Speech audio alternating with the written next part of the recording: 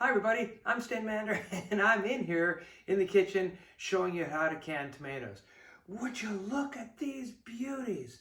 This year we just got an overwhelmingly large amount of large tomatoes, so I'm going to show you how to can.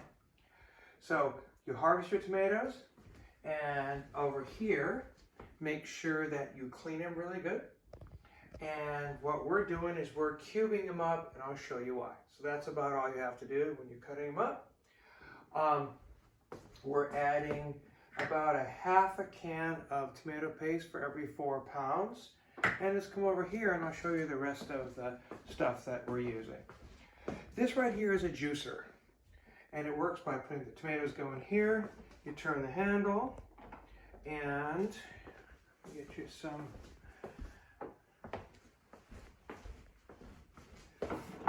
So you put your quartered tomatoes in the funnel like this, and what's awesome about this is it separates the skins and the seeds. So just slowly push them in there. Is it the other one? This one? Okay. Yeah, and what happens is juice comes out. Which way does it go? Is it that way? I don't know. No, okay. I was right the first time. Okay, there we go. And the machine, slowly but surely, juices the tomatoes like that. So you get the tomatoes coming out this side, and then you get the skins and the seeds coming from that side. All right. What else do you need? Well, over here is our tray of tools. This is a hot jar grabber.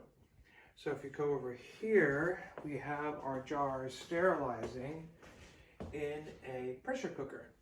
So you set it at 14 to 15 psi for 10 minutes, and your jars end up sterilized. And you grab them with this thing, and then you have a lid magnet to grab the hot lids out of the pressure cooker. And then we have a wide mouth funnel, so you can pour the sauce in there. The trick with canning is the jar has to be really hot, and then the contents are really hot. And when you pour the contents in the jar, you put the cap on, spin on the lid, and there's just a little air gap, about 1/4 of an inch. And in that air gap, the air is really hot, and those molecules are jumping around like mad. And as it cools, the molecules jump more slowly, and finally atmospheric pressure becomes higher than the pressure in the can and presses down, and boom, there you get your vacuum, and then that will actually last for 1.5 years. Ours is a simple recipe, so we have 1 onion and about half a head of garlic for every 4 pounds of juice.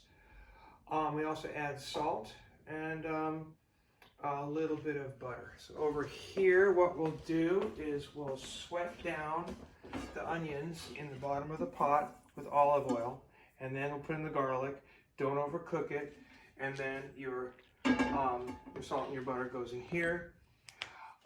Then we use an immersion blender.